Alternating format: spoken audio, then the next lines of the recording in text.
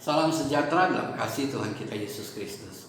Hari ini saya akan mengajak kita untuk melihat satu bagian firman Tuhan yang terambil dari Injil Lukas pasal yang ke-16 ayat 9 sampai 15. Demikian firman Tuhan. Dan aku berkata kepadamu, ikatlah persahabatan dengan mempergunakan mamon yang tidak jujur, supaya jika mamon itu tidak dapat menolong lagi, kamu diterima di dalam kemah abadi. Barang siapa setia dalam perkara-perkara kecil, ia setia juga dalam perkara-perkara besar. Dan barang siapa tidak benar dalam perkara-perkara kecil, ia tidak benar juga dalam perkara-perkara besar. Jadi jikalau kamu tidak setia dalam hal mamon yang tidak jujur, siapakah yang akan mempercayakan kepadamu harta yang sesungguhnya? Dan jikalau kamu tidak setia dalam hal harta orang lain, siapakah yang akan menyerahkan hartamu sendiri kepadamu? Seorang hamba tidak dapat mengabdi kepada dua tuan, karena jika demikian ia akan membenci yang seorang dan mengasihi yang lain, atau ia akan setia kepada yang seorang dan tidak mengindahkan yang lain. Kamu tidak dapat mengabdi kepada Allah dan kepada Mamon. Semuanya itu didengar oleh orang-orang Farisi, hamba-hamba uang itu, dan mereka mencemooh dia. Lalu ia berkata kepada mereka, kamu membenarkan diri di hadapan orang, tetapi Allah mengetahui hatimu, sebab apa yang dikagumi manusia dibenci oleh Allah. Di dalam perikop sebelumnya kita dapatkan ada sebuah perumpamaan yang diceritakan oleh Tuhan, yaitu mengenai bendahara yang tidak jujur. Dan kita melihat kemudian bagaimana tuannya memuji bendahara yang tidak jujur ini. Di dalam sebuah perumpamaan selalu Tuhan ingin mengajarkan sesuatu di dalamnya. Apa yang Tuhan ingin ajarkan? Kalau kita melihat apa yang dilakukan bendahara ini, apakah Tuhan ingin mengajar kita melalui apa yang dilakukan oleh bendahara ini? Yang pertama yang dilakukan bendahara ini adalah dia menghambur-hamburkan milik tuannya. Dengan kata lain, dia melakukan korupsi dan berfoya-foya dari hasil korupsi itu. Apakah ini yang Tuhan ingin ajarkan untuk kita lakukan? Tentu bukan. Dan yang kedua, apa yang dilakukan oleh bendahara yang tidak jujur ini? Setelah tuannya mengetahui bahwa dia melakukan korupsi, tuannya ingin memecat dia.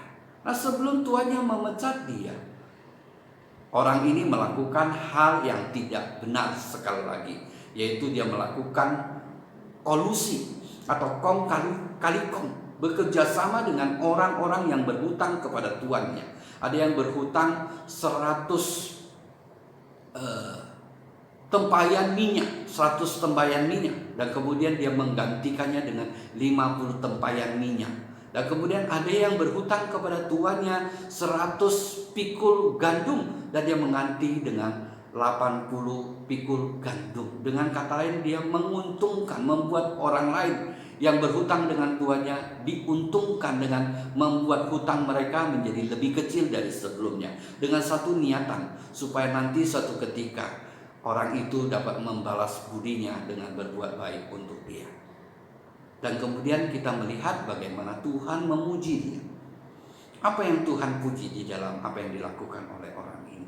Tuhan bukan memuji ketidakjujuran orang ini, karena Tuhan tidak mungkin mengajar kita melakukan korupsi dan kolusi. Tetapi ada satu hal yang penting yang Tuhan ingin ajarkan bagi kita, bahwa bagaimana apa yang dilakukan oleh orang ini yang Tuhan puji adalah kecerdikan orang itu, bagaimana mempergunakan uang, bagaimana memperalat uang. Itulah yang Tuhan puji, yaitu kecerdikannya bagaimana mempergunakan uang. Nah, dalam hal inilah Tuhan mengatakan bahwa orang dunia itu lebih bisa bagaimana mempergunakannya untuk sesama, mendatangkan keuntungannya daripada anak-anak terang. Kenapa? Karena anak-anak terang seringkali di dalam ketulusan dan kepolosan mereka takut untuk melakukan hal-hal yang mereka kira bisa membuat mereka jatuh ke dalam dosa. Karena itu, sebab itu mereka berhati-hati di dalam mempergunakan uang, sehingga seringkali tidak cerdik. Dan Tuhan Yesus ingin mengajar kita bagaimana kita juga harus cerdik. Karena firman Tuhan katakan kita harus cerdik seperti ular, tulus seperti merpati. Artinya kita harus cerdik, tapi juga harus tulus. Artinya apa?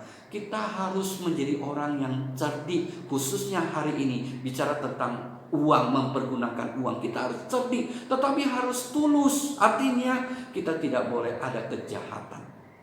kelicikan atau hati yang ingin membuat orang menjadi rugi dan kita mendapatkan keuntungan di dalamnya. Tidak boleh demikian. Tapi kita harus menjadi orang yang tulus. Dan firman Tuhan mengajarkan kita hal yang penting. Apa yang firman Tuhan katakan di dalam ayat 9?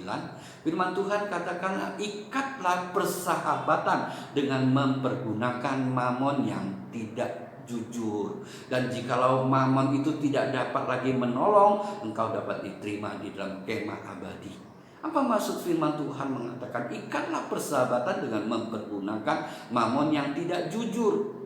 Seringkali orang hanya menangkap sedemikian rupa sehingga mereka tidak teliti dengan benar. Mereka menganggap bahwa firman Tuhan menyuruh untuk kita bersahabat dengan mamon. Itu bahaya. Kalau kita bersahabat dengan mamon, maka kita akan bisa seperti bendahara yang tidak jujur ini, di mana dia mempergunakan uang itu sedemikian rupa dengan cara yang tidak benar, dengan cara yang merugikan orang lain dan sebagainya. Tentu tidak demikian.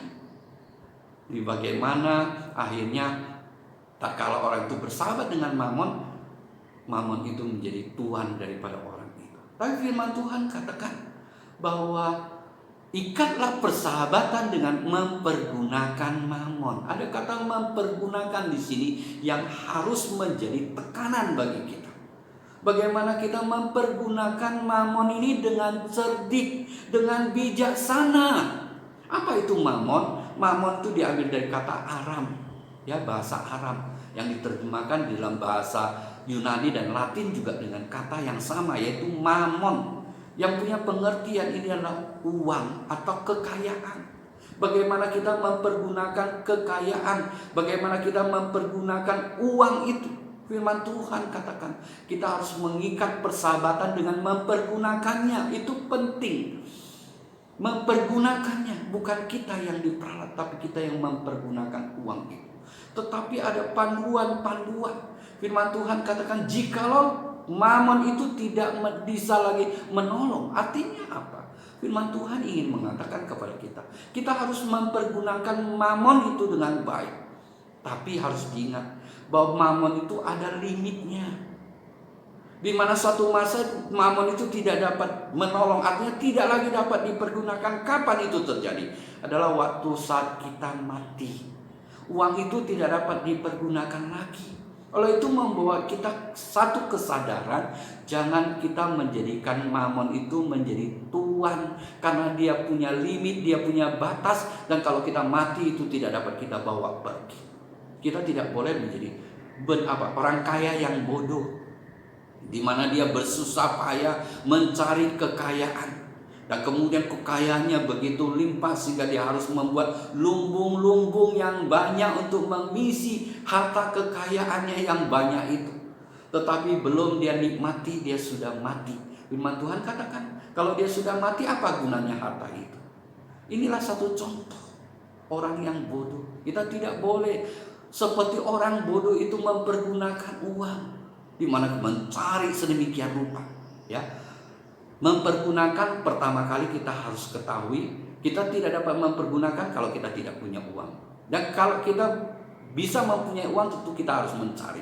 Tapi kita tidak boleh menjadi seperti orang kaya yang bodoh itu, mencari dengan susah payah sedemikian rupa dan kemudian mengumpulnya. Setelah itu dia mati, belum dia sempat memakainya, dia belum mempergunakan uang itu untuk menjadi berkat bagi orang lain. Terlebih lagi kita melihat dia adalah orang yang tidak peduli kepada Tuhan. Maka kita melihat bahwa firman Tuhan memberikan kepada kita ingatan bahwa orang ini adalah orang kaya yang bodoh. Susah di dunia ini, susah cari uang sedemikian rupa, tapi dia belum menikmati, dia sudah mati, dan susah lagi nanti di sana. Jadi kasihan sekali. Gak heran firman Tuhan katakan orang kaya ini adalah orang kaya yang bodoh. Tapi kita juga tidak boleh menjadi orang kaya seperti di dalam orang kaya dan Lazarus itu. Memang kita melihat bahwa orang kaya itu uangnya banyak. Dia mempergunakan uang itu dengan sedemikian rupa dan dia nikmati. Karena apa? Karena setiap hari dia mengadakan pesta yang mewah. Dia berpesta dengan teman-temannya. Tapi apakah seperti ini cara kita mempergunakan uang? Tentu tidak. Kita melihat bagaimana orang ini akhirnya waktu dia meninggalkan dunia ini, dia dilemparkan ke tempat api yang tidak pernah padam, ke dalam neraka. Kenapa seperti itu? Karena dia tidak mempergunakan uangnya dengan cerdik, tidak mempergunakan dengan bijaksana. Kenapa? Karena dia mempergunakan uangnya itu. Dia tidak pernah mempergunakan uangnya itu untuk orang yang membutuhkan yang ada di sekitarnya. Tetapi yang paling utama adalah bahwa dia adalah orang yang tidak peduli kepada Tuhan. Kalau dia melakukan pesta bersama teman-temannya itu hanya untuk kepentingannya, tapi dia tidak pernah memikirkan kepentingan orang lain yang membutuhkan, orang-orang yang sekitarnya yang membutuhkan pertolongan. Dia sama sekali tidak peduli. Dan yang paling utama, dia adalah orang yang tidak peduli kepada Tuhan. Tiap hari berpesta, tidak ingat kepada Tuhan. Tidak heran dia menjadi orang yang dibuang ke dalam api neraka. Firman Tuhan mengingatkan kita bagaimana. Firman Tuhan mengingatkan kita untuk bagaimana mengikat persahabatan dengan mempergunakan uang. Uang itu penting, tapi kita harus mempergunakannya, bukan dia yang menjadi Tuhan, kita lah yang harus menjadi Tuhan. Dan kita harus ingat bahwa limit daripada uang itu ada. Tak kala kita mati, kita tidak dapat membawanya. Uang itu tidak dapat menolong. Dan harus kita ingat, kita harus mempergunakan uang itu untuk kita bisa mendapatkan bagaimana itu kita dapat pergunakan imbalannya, itu upahnya di kemah yang abadi. Artinya waktu kita mempergunakan uang itu, kita harus ingat bahwa kita sebentar lagi akan mati. Biarlah kita juga mempergunakan uang itu sedemikian rupa dengan cerdik dan bijaksana, supaya kita dapat menghasilkan sesuatu yang mempunyai nilai kekal. Tak kala kita menuju ke kemah abadi di surga sana, kita dapat menikmati hasil dari apa yang kita perbuat di dunia ini dengan kita mempergunakan uang, di mana uang itu kita pergunakan untuk apa yang punya nilai kekal, sehingga kita boleh mendapatkannya di sana. Dan lebih jauh lagi, firman Tuhan di dalam ayat 10 mengatakan, jikalau orang itu tidak setia dalam perkara yang kecil, dia tidak setia dalam perkara yang besar. Jikalau dia tidak benar dalam perkara yang kecil, dia tidak akan benar dalam perkara yang besar. Apa itu perkara yang kecil? Seringkali orang menganggap perkara yang kecil adalah hal-hal yang remeh, hal-hal yang mungkin tidak kelihatan orang lain. Itulah perkara-perkara kecil. Dan dia mengatakan setia dalam hal itu. Tetapi kalau kita melihat konteks dari firman Tuhan tidak bicara tentang itu. Tapi firman Tuhan bicara tentang bahwa perkara-perkara yang kecil, perkara-perkara yang sepele itu adalah hal-hal yang berhubungan dengan mamon. Itulah perkara-perkara yang kecil. Setia nggak kita dengan perkara-perkara kecil? Dengan bagaimana kita mempergunakan uang, bagaimana kita mencari uang? Apakah kita setia? Apakah kita benar dalam melakukannya? Ini perkara-perkara kecil. Sehingga tak kala kita setia di dalamnya, maka kita juga akan setia di dalam perkara-perkara yang besar. Benar di dalam perkara-perkara yang besar, setia dalam perkara-perkara yang besar. Inilah firman Tuhan ini nyatakan kepada kita. Orang yang tidak jujur di dalam mempergunakan uang, di dalam mencari uang, maka orang itu tidak akan mendapatkan apa yang mempunyai nilai yang kekal, apa yang dia akan dapatkan di surga sana. Dia tidak akan bisa setia, dia tidak akan bisa benar dalam perkara-perkara yang besar, yaitu nilai-nilai yang akan dia dapatkan di dalam kekekalan. Dia tidak akan mencari, karena orang yang dipenuhi hatinya dengan uang, tidak jujur dalam hal uang, artinya dia adalah tuannya lah sekarang mamon itu dalam hidupnya, maka dia juga tidak akan setia dalam perkara-perkara yang besar. Oleh sebab itu, jikalau didapatkan dalam hidupnya ada ketidaksetiaan di dalam perkara-perkara yang kecil, tidak benar dalam perkara yang kecil, yaitu soal bagaimana dia mencari uang, soal bagaimana dia mempergunakan uangnya, maka dia harus bertobat supaya dia boleh setia dalam perkara yang besar, setia, benar dalam perkara-perkara yang besar.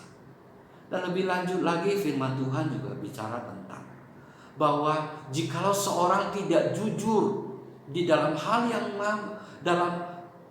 mamon yang tidak jujur, bagaimana dia dapat dipercayakan harta yang sesungguhnya? Ini kita melihat di dalam ayat yang ke-11. Jikalau kamu tidak setia dalam hal mamon yang tidak jujur, siapakah yang akan mempercayakan kepadamu harta yang sesungguhnya? Sekali lagi firman Tuhan mengingatkan betapa pentingnya kita jujur. Betapa kita mempergunakan mamon yang tidak jujur itu dengan baik. Jikalau kita tidak dapat mempergunakan mamon yang tidak jujur itu dengan baik, maka orang tidak akan mempercayakan harta yang sesungguhnya kepada kita. Apa itu harta yang sesungguhnya? Harta yang sesungguhnya, sekali lagi, adalah bicara tentang apa yang kita akan dapatkan di dalam kekekalan. Jadi kalau kita tidak dapat mempergunakan dengan jujur terhadap mamon itu, maka Tuhan pun tidak akan mempercayakan harta yang sesungguhnya di dalam hidup kita. Karena di dalamnya, dalam hati kita adalah tolok ukur bagaimana kita mempergunakan uang itu, menentukan bagaimana kita akan mendapatkan harta yang sesungguhnya. Dan kalau kita tidak jujur dalam hal ini, maka orang seperti ini adalah orang yang juga tidak akan bisa jujur melakukan apa yang akan dia dapatkan, yaitu sesuatu yang merupakan harta yang sesungguhnya yang boleh dia dapatkan dalam hidupnya. Dan lebih lanjut lagi firman Tuhan juga menyatakan demikian. Dan jikalau kamu tidak setia dalam harta orang lain, siapakah yang akan menyerahkan hartamu sendiri kepadamu? Firman Tuhan mengatakan, jikalau kita tidak setia dalam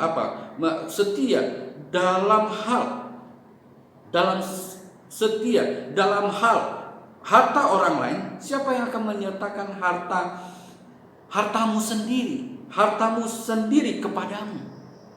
Kalau kita perhatikan, seolah-olah firman Tuhan menyatakan bahwa kita harus bagaimana setia dengan harta orang lain yang dipercayakan kepada kita. Mungkin kita kerja seperti bendahara tadi, kita harus setia, ya, tidak boleh korupsi, jangan kolusi dan sebagainya. Tapi kalau kita renungkan dan kita hubungkan dengan ayat selanjutnya yang berhubungan dengan pernyataan yang mengatakan bahwa bagaimana dia akan mempercayakan hartamu sendiri kepadamu, maka kita dapatkan satu renungan yang indah.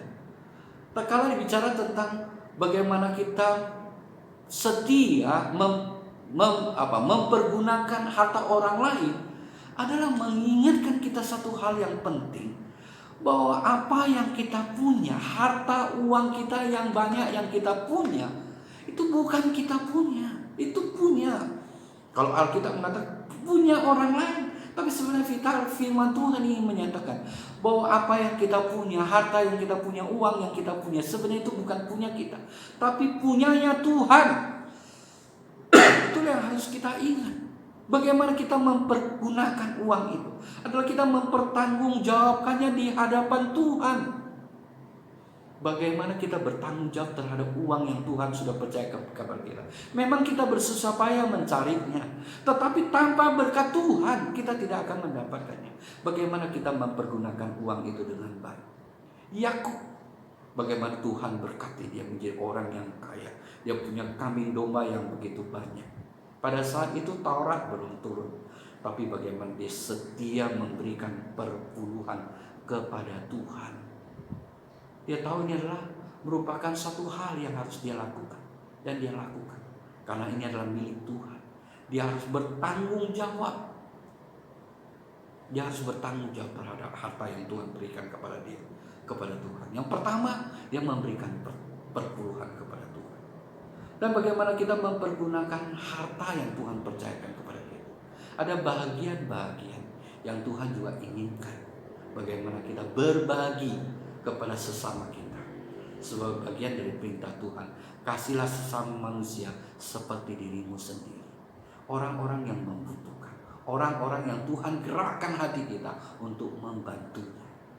dan bagaimana kita setia dengan hal itu, maka harta kita yang sesungguhnya Tuhan akan berikan, yaitu harta yang tidak dapat lenyap, yang tidak akan dapat digigit oleh ngengak, dihabiskan oleh karat, karena dia bersifat kekal.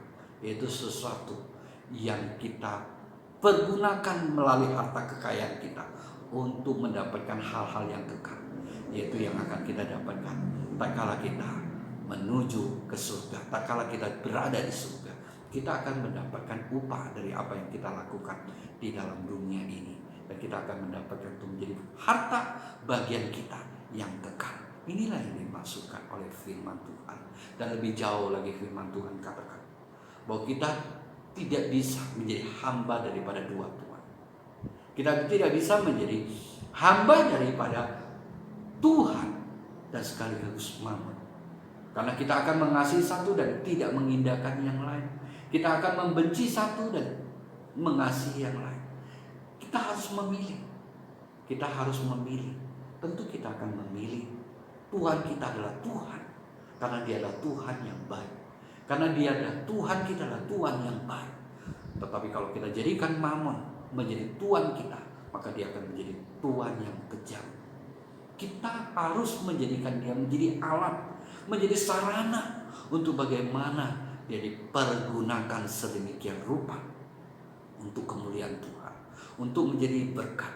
Dan kita melihat bagaimana Tuhan memberkati hidup kita.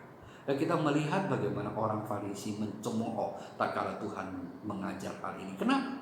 Karena mereka adalah hamba-hamba uang yang menilai segala sesuatu dengan ukuran uang. Dan mereka menganggap bahwa nilai uang adalah hal yang paling tinggi. Dan Tuhan katakan bahwa itu merupakan kebencian bagi Tuhan. Oleh sebab itu kita tidak mau menjadikan uang yang jadi utama, tapi Tuhanlah yang utama. Uang hanya sarana. Uang kita perlu kita pergunakan, tapi Tuhan kita adalah Tuhan, dan kita akan mendapatkan yang terbaik daripadanya. Amin.